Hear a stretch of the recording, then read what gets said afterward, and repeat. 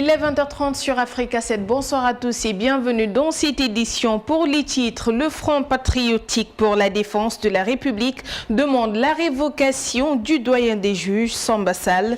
Il exige la libération du député Omar Sarr.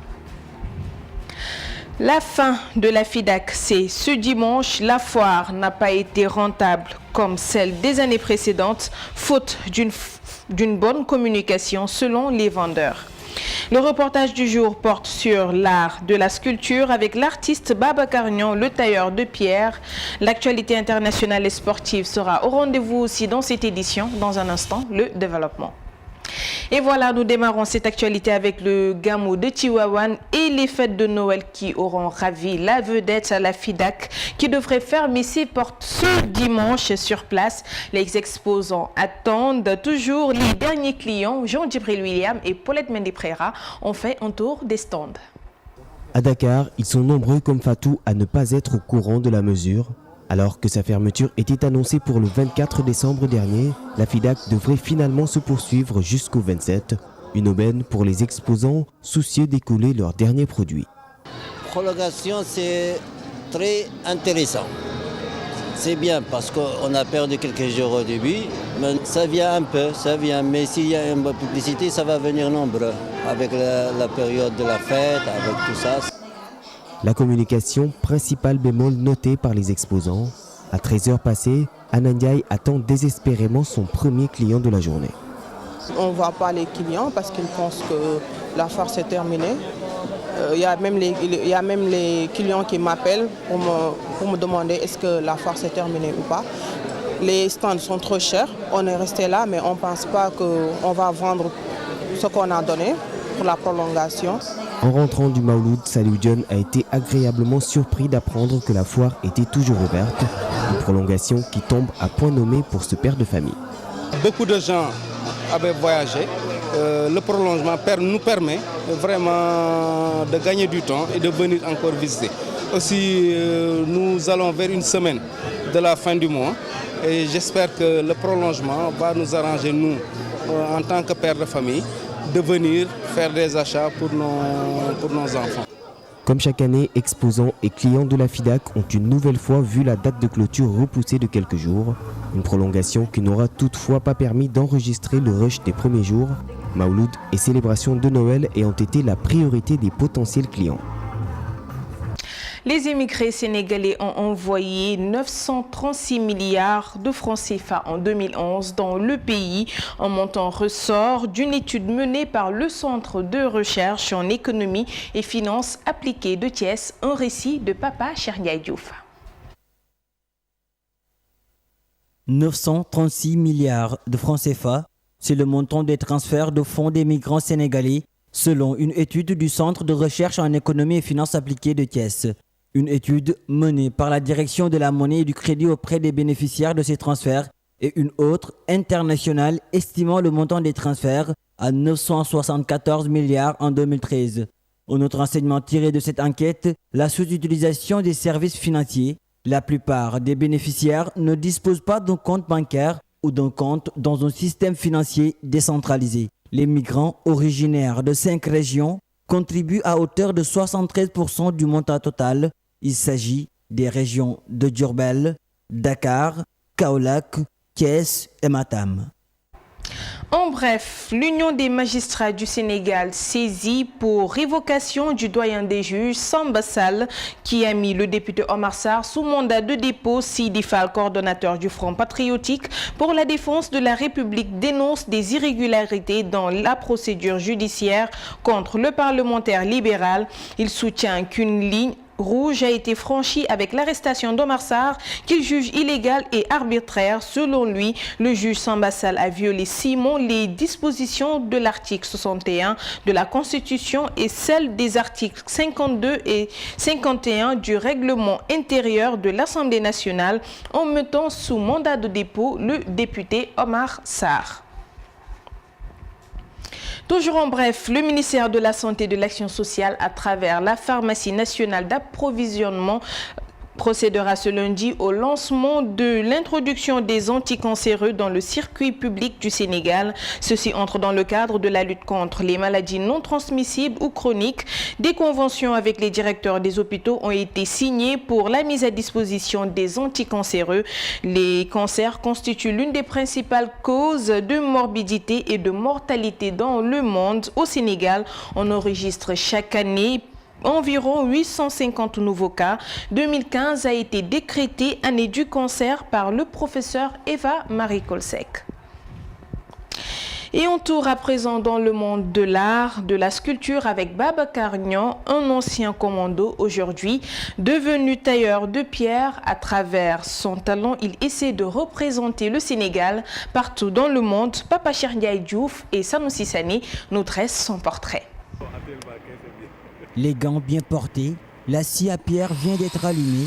Babacar Niang fait étalage de tout son savoir pour bien rendre la face invisible de cet art, la sculpture. C'est le nœud problématique qu'il faut déceler d'abord et puis enlever le nœud jusqu'à ce que les gens puissent comprendre la fondamentalité de ce qui a été caché quelque part qu'il faut montrer. Sur la corniche ouest de Dakar, la présence de ces lions en pierre, ces autruches en fer, forme le décor dont l'ambiance est marquée par le passage des voitures. À travers ces coups de marteau répétés sur le brin, essayant de faire ressortir les formes sur chaque pierre, Niang se lance dans une démonstration des relations intrinsèques qui le lient à la structure des matières. Je fonctionne avec cet amour particulier que j'ai de la pierre. L'histoire qui est entre la pierre et moi, c'est d'abord la pierre. Puisque entre la pierre et moi, c'est tout simplement une distance que je dois rapprocher et puis voilà, travailler sur cette distance pour avoir une chose visible. Cet ancien commando, aujourd'hui tailleur de pierre, a essayé, de par son art, à représenter le continent africain presque partout dans le monde. J'ai fait des symposiums en Charente-Maritime. J'ai fait aussi du travail là-bas à Castelnau de Montmiral, près de Toulouse. Donc toujours pour représenter le Sénégal dans les symposiums. J'ai également été à Boryong City. Boryong City, c'est à 200 km de Séoul, où on m'appelait d'ailleurs Only the Black. Only the Black, on m'appelait, puisque j'étais le seul noir. C'est un honneur que le travail sénégalais en particulier, voire en général, puisse être représenté à travers le monde. À ses yeux, un art comme la sculpture mérite beaucoup plus d'attention de la part de l'État. Normalement, dans un pays, s'il y a un artiste ou des artistes qui font des choses visibles, moi, je pense que la solution, la meilleure, la mieux adaptée, c'est que les autorités culturelles assistent ces artistes. Malheureusement, ce n'est pas le cas, puisque là, vous voyez, souvent, il y a beaucoup de gens même qui disent que la sculpture, voilà, il y a ceci, cela, un problème de religion et consort. 1976-2015, 39 ans d'expérience aux côtés des pierres, Babacar Niang a appris la sculpture à beaucoup de gens et continue de tailler ces pierres pour une Afrique pacifique.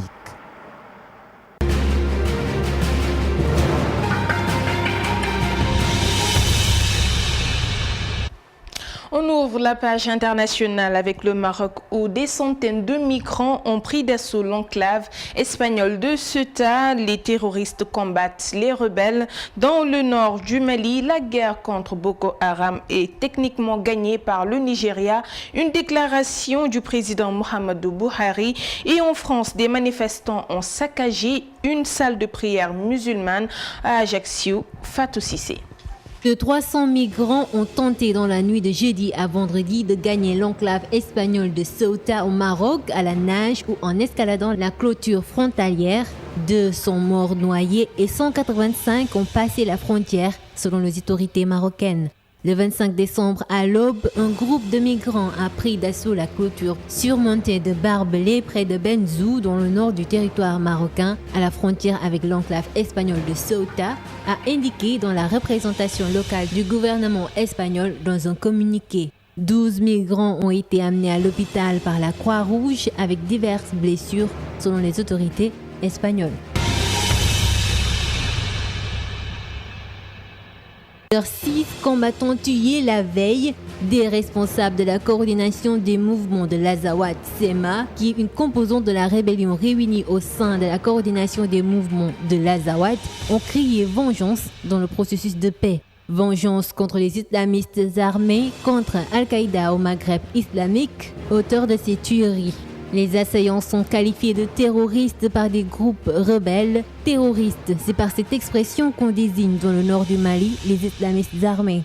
Il n'y a pas longtemps, certains groupes islamistes avaient publiquement condamné la signature de l'accord d'Alger par des mouvements armés du nord du Mali.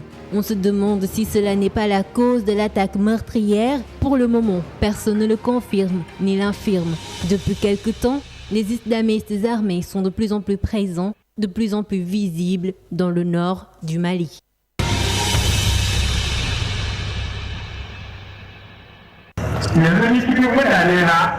Le président nigérian Muhammadu Buhari a déclaré que son gouvernement a techniquement gagné la guerre contre les éléments de Boko Haram.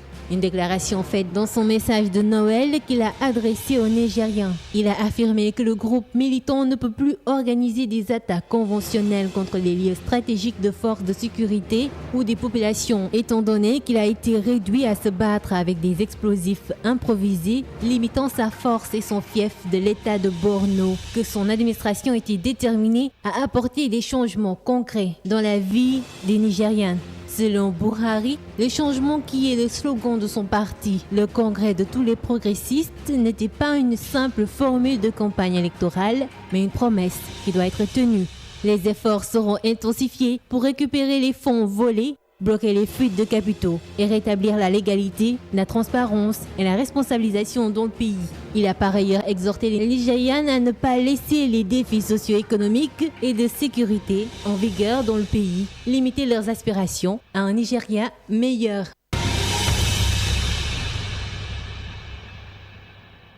Une mosquée a été saccagée vendredi 25 décembre à Ajaccio en Corse par des manifestants. Ils ont également tenté de mettre le feu à des exemplaires du Coran. Le Premier ministre Manuel Valls a aussitôt qualifié l'événement de profanation inacceptable. Après l'agression intolérable de pompiers, profanation inacceptable d'un lieu de prière musulman, respect de la loi républicaine, a-t-il tweeté. Dans l'après-midi de vendredi, quelques 600 personnes se sont rassemblées dans le calme devant la préfecture à Ajaccio en signe de soutien à 2 pompiers et un policier blessé après avoir été victime d'un guet-apens dans une cité populaire de la ville la nuit précédente, selon le sous-préfet François Lanane.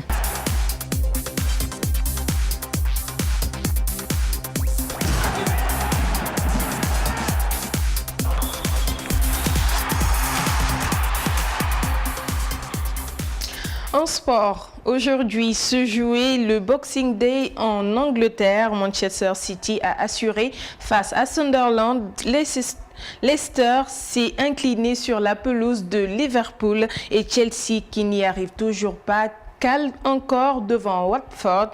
Le tout avec Henri Venn. À Stoke City, Manchester United et Louis van Gaal touchent le fond. Manchester a ouvert le Boxing Day de la pire des manières en s'inclinant 2-0. Louis van Gaal est plus que jamais menacé alors que son équipe 6e du championnat est à l'arrêt complet en décembre. Les Potters, eux, sont 8e. La première de Gus Hiddink aux commandes des Blues s'est conclue par un nul face à Watford 2-2. Lors de la 18e journée de Premier League, Chelsea aurait pu l'emporter si Oscar n'avait pas envoyé le penalty de la gagne dans les nuages. Mais les champions d'Angleterre auraient également pu perdre si Diego Costa n'avait pas frappé 2 fois. Les Blues restent 15e, les Hornets pointent au 7e rang. Leicester chute face à Liverpool et ouvre la porte à Arsenal. Leicester a connu sa 2e défaite de la saison en s'inclinant sur la pelouse de Liverpool 1-0. Toujours premier, les Foxes peuvent perdre la tête au profit d'Arsenal qui joue actuellement face à Southampton. Les Reds sont 8e. Manchester City fait le spectacle contre Sunderland et se rapproche de la tête grâce à des buts de Sterling, Touré, Bony et De Bruyne.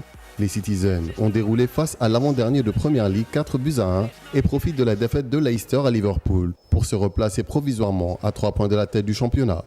Dans les autres matchs du Boxing Day, Tottenham à domicile n'a pas fait de détails et écrase Norwich 3-0 avec un doublé d'Harry Kane. Bonne opération pour Swansea à domicile devant West Bromwich Albion. Les Villains et West Ham se neutralisent. Seule fausse note pour le moment, c'est ce score nul et vierge entre le promu Bournemouth et Crystal Palace. Et voilà, c'est la fin de cette édition. Merci de l'avoir suivi. Les programmes continuent sur Africa 7. D'ici là, passez une excellente soirée. Bonsoir à tous.